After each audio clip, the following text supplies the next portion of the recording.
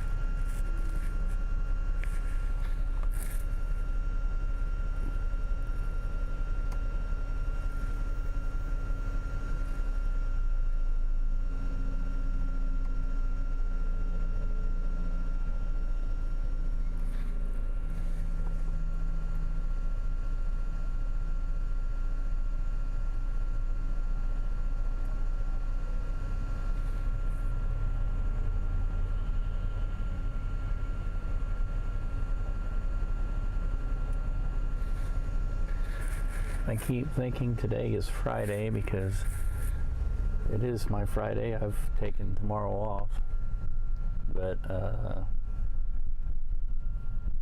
it's not fish day.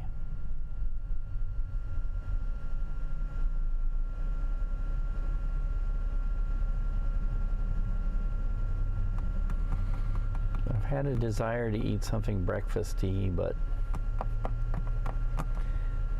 the only thing is the places I like to go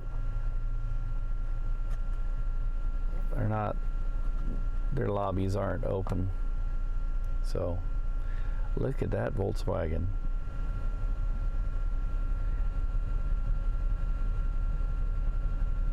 That's a Super Beetle. Well, it's a Beetle with a McPherson strut front suspension. I don't know if you call that the Super Beetle if it's got the flat windshield.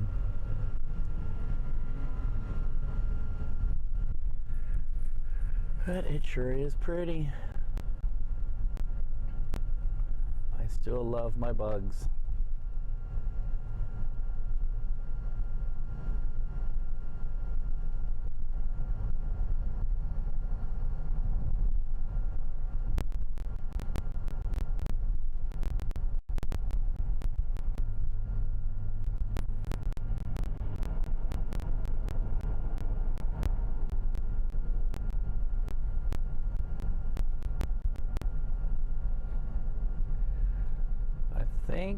I want to, they're not really in the area, they're sort of in the area. One west to Topeka, between Marshall and Boonville.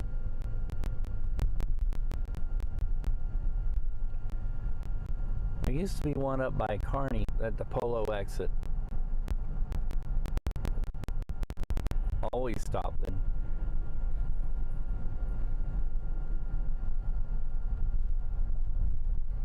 We had a farm in Polo, or not in Polo, outside of Polo. It was like a labor camp, really. It wasn't it wasn't much fun, mainly because we never really got anything done. We just went there on our weekends and worked.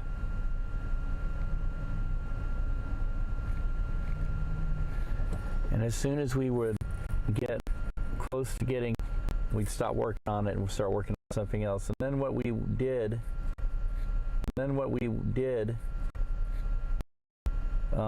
all the work and effort and planning and building on whatever we did, it rotted away.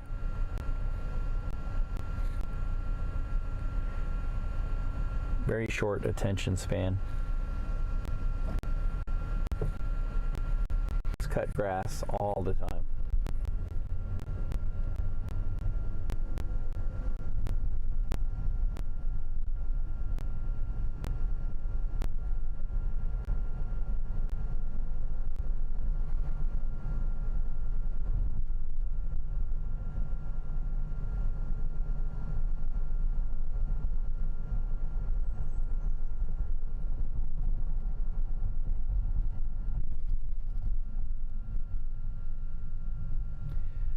We're gonna have to try this Vietnamese restaurant. It's almost sort of named after my wife. It's Zu Yen, and she is Su Yen. It says Mai Zu Yen, but I think Mai is like Vietnamese, not like my as in your.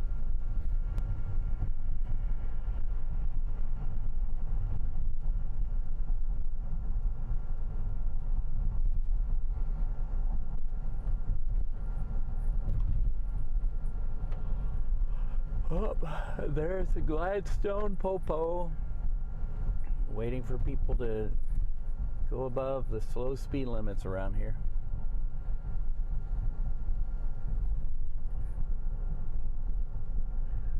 I think here on this main thoroughfare, speed is 35 or 40, can't remember. 35. I see the sign. And that's a bit slow for a 4-lane thoroughfare. Speed should probably be 40, 45.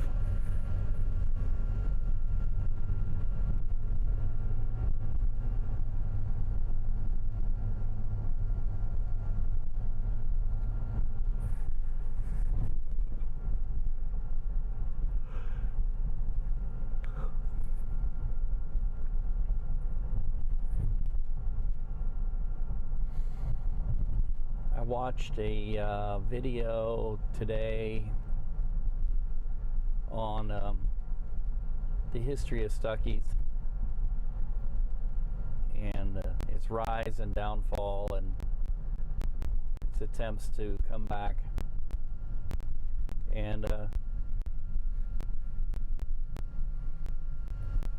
then I saw something else on Stuckey's that they produced, Stuckey's, called The Great American Road Trip. And they interviewed Jason, who calls himself the Carpetbagger.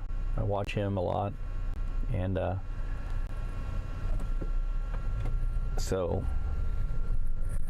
and it was the CEO of the company who's the granddaughter of the founder.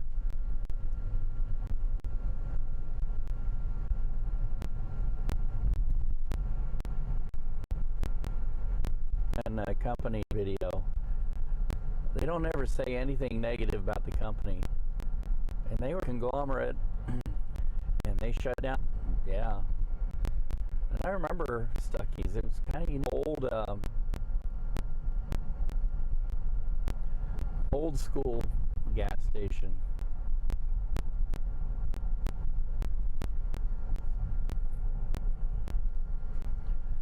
You know, the old school gas stations are usually something that started out as like another business, like a motel, or then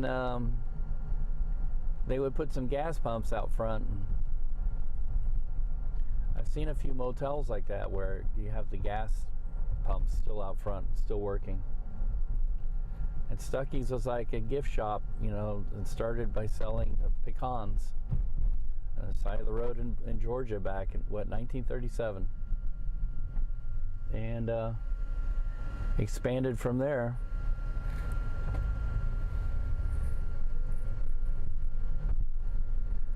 There's more Gladstone Popo.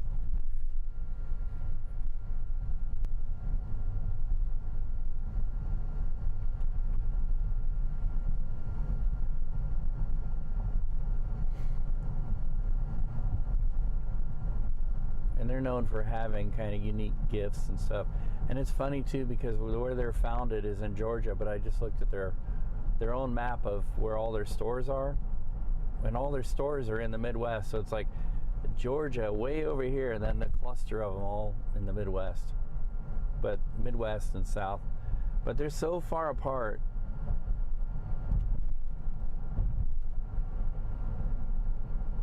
From each other. I mean, you know, a lot of other places, you know, you see several of them in one town.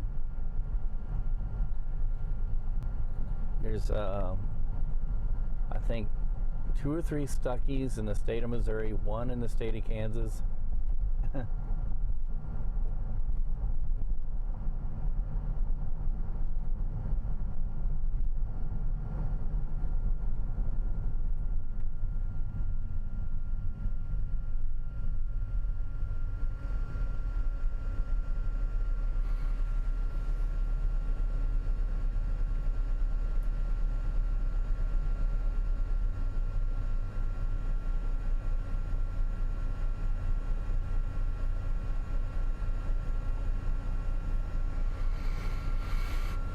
So yeah, it's a good excuse to go out on a little road trip and vlog about it and have a little fun.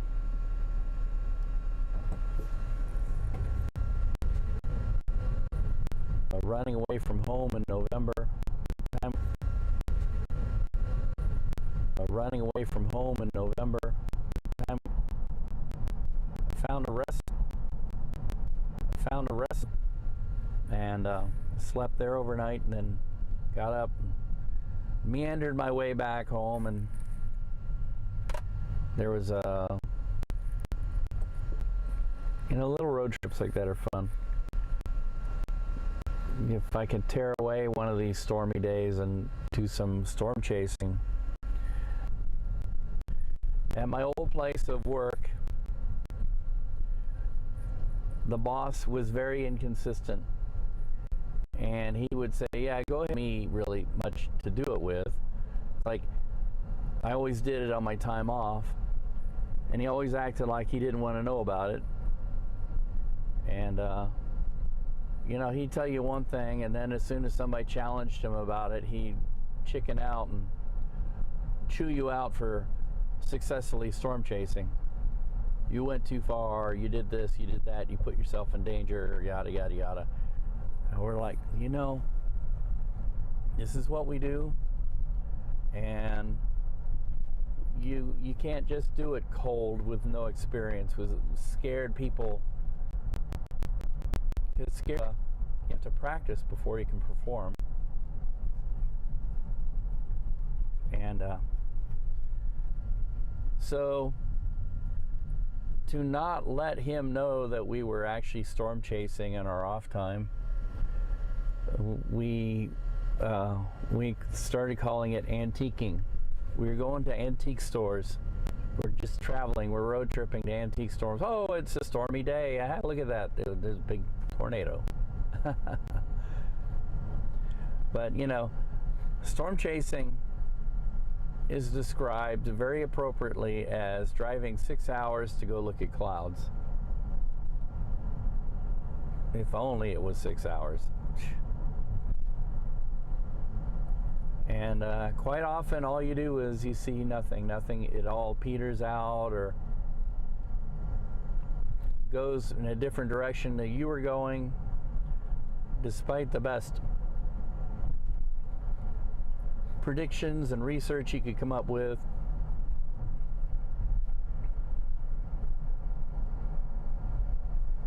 So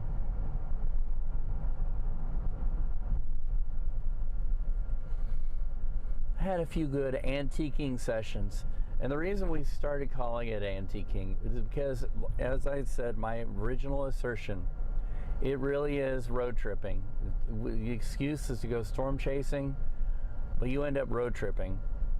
And you see, come to places and you see, oh, look at that, there's a neat little antique store. Well, we got a couple hours before anything happens. Let's go here and look around.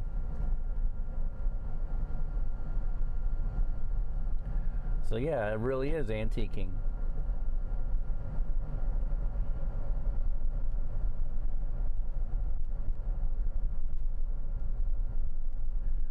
The place I work now is tremendous. They are very dedicated to it.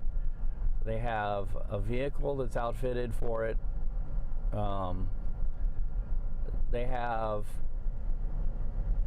Each crew has been trained on how to live stream and just the basics of all of it, given some basic knowledge on what to look for and how to storm chase. And when it comes to it, everybody goes out. They don't one time we had a storm building up in Kansas City, and the excuse always was, and I'm talking about my old place, and the excuse always was, well, these things never pan out, so we're just going to end up with a bunch of people not coming back with any stories. And I'm like, no, they'll all be coming back with weather stories. There's, plenty.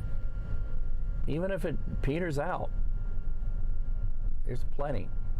So one day they put me with somebody, and they said, you guys will storm chase if it happens. And they gave us this big excuse to not do it. Well, the person I was with was deathly afraid of storm chasing, so she did everything in her power to not storm chase. And I'm like, why did you put me with her if...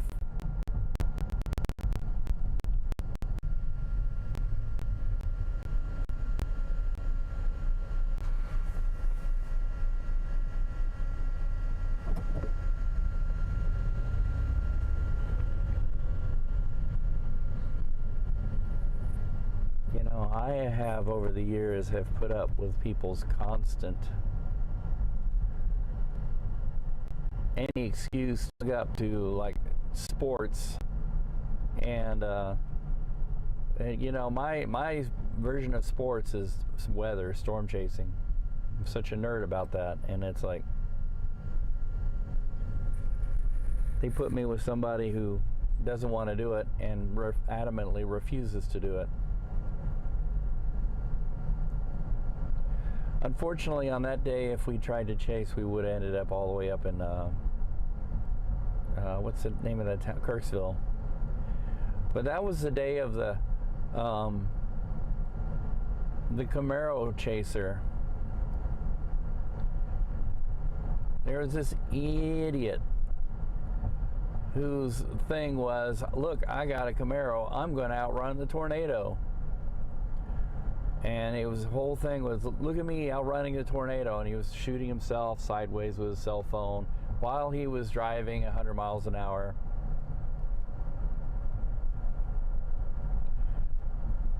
Complete boogin too.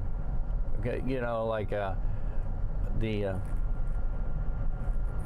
handlebar mustache and mullet, complete stereotype of Camaro head.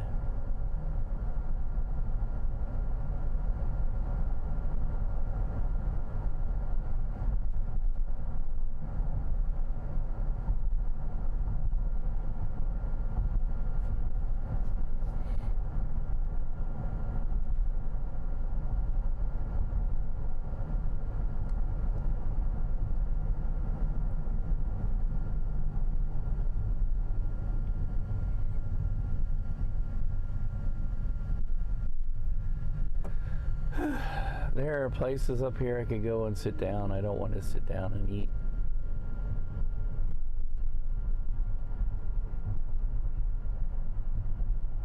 I guess there's a place up here I can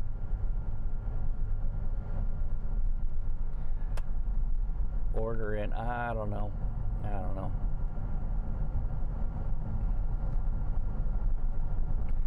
I could cruise past this one place. If I did sit down and eat, there's one place I'd want to go. But the last time I went there, they were not sit down. And it's funny, there's a place that I kind of like that I can sit down and eat, but I don't want to go there. They're sort of not my favorite.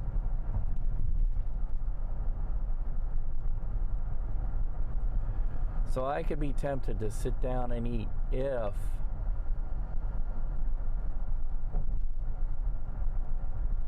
I could actually sit down.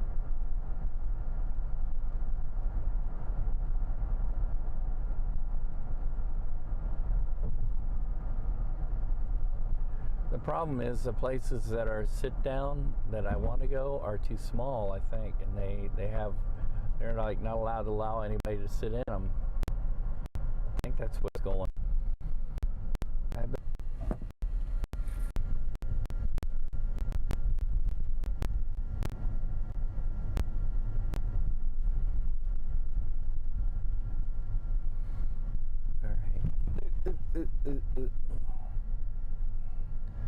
Let's go straight because I love going down Delaware. Up Delaware, down Delaware. If you're going up, you're heading north. You're going down, you're heading south. There's a Mercedes Sprinter van.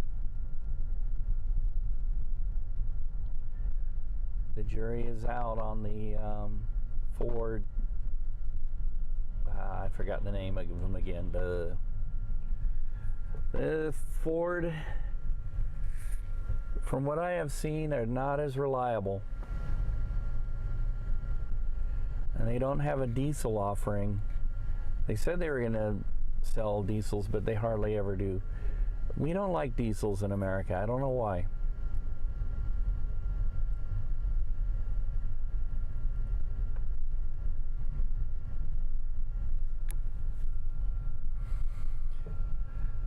One of the best views of the city right here. Delaware Street, River Key, Kansas City. There are not too many people who refer to it as the River Key.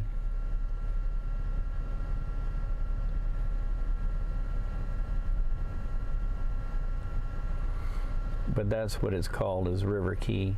Actually, the key would be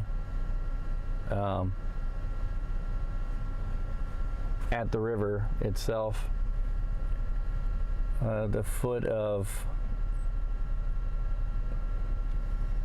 I forget what the name of the street is. Is it the foot of Grand? Where one of the streets, if it really went through, would actually meet up with the river. Oh, that person's having a hard time.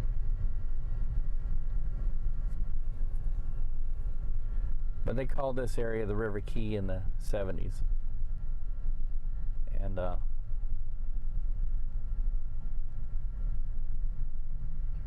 then there was a war, literally a war fought over this area.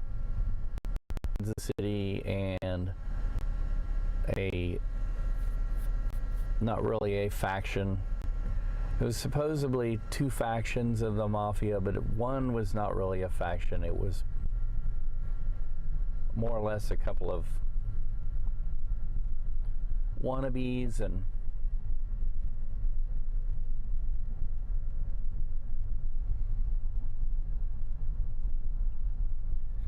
I don't know.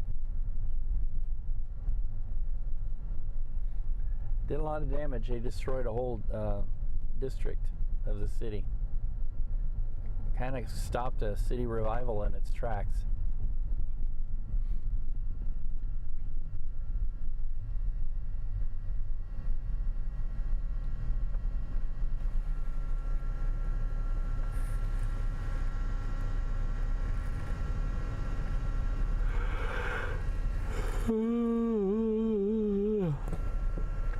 Excuse me, I would be normally sleeping at this time.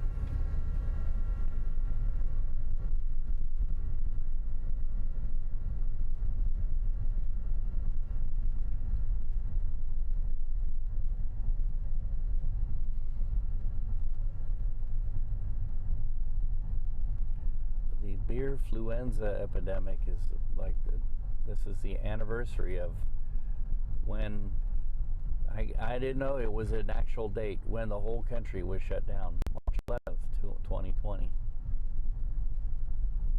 Shut down. March 11th, 2020.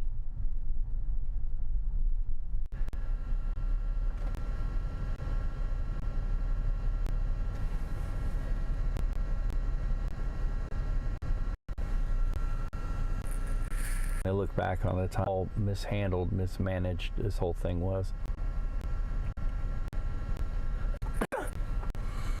He's one of the KU doctors, really. This is for the March Madness basketball tournaments that are going on. I don't know, Big 12, whatever.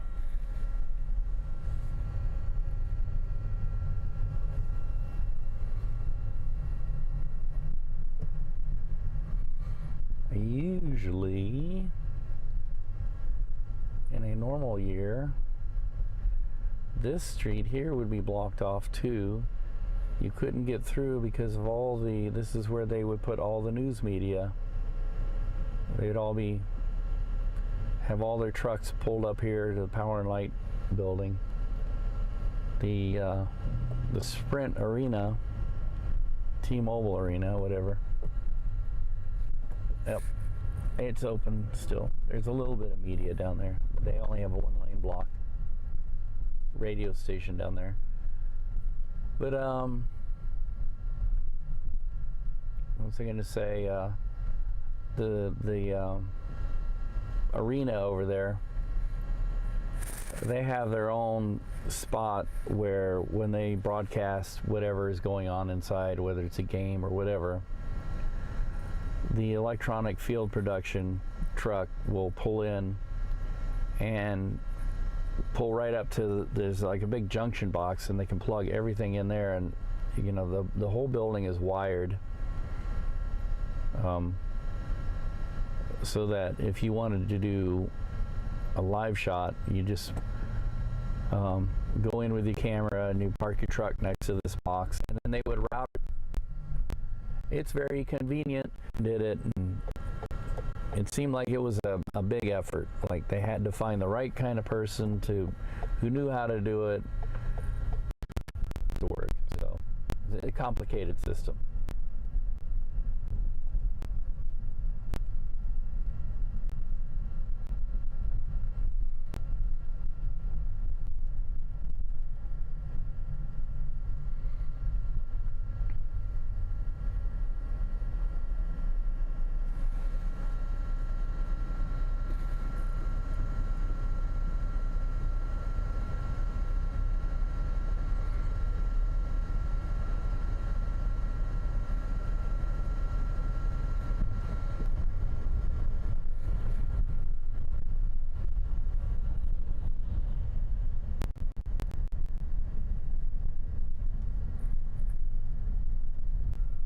And thankfully nowadays with the advent of a little backpack and do a live shot inside most places, as long as you got a good signal. There aren't a million people around right now.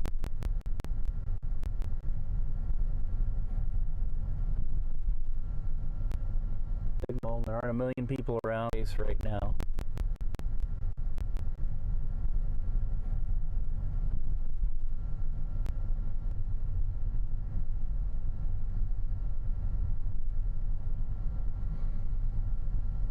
I mean, when I'm not dropping out, the signal I get is tremendous.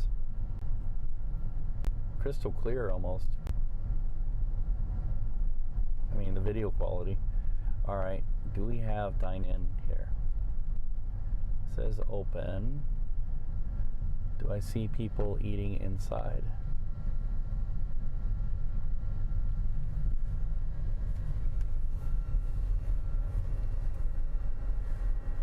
Doesn't look like it. Nope. The lobby is closed. Still.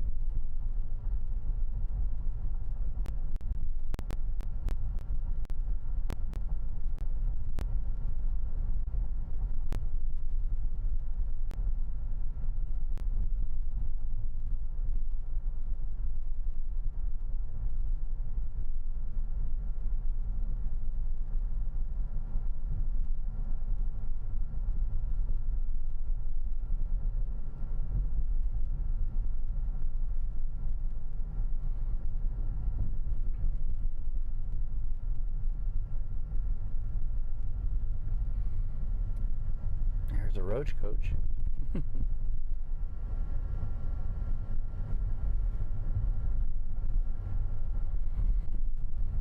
the beer influenza pandemic has been hard on a lot of businesses. A lot of things are shut down.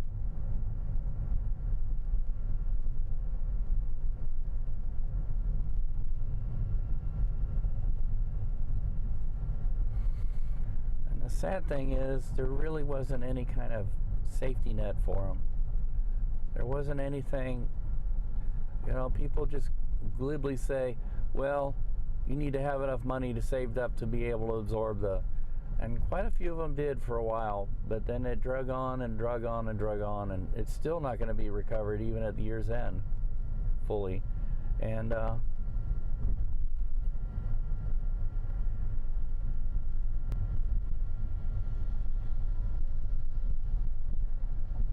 I just wish maybe there was some sort of insurance policy that worked for them, like pandemic insurance.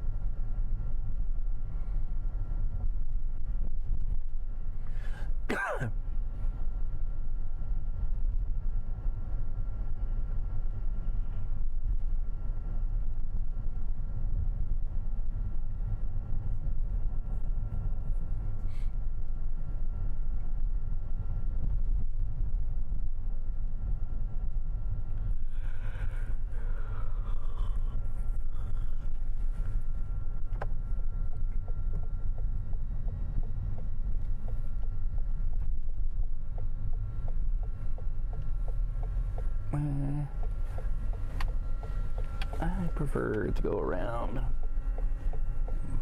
Park on a non-busy street.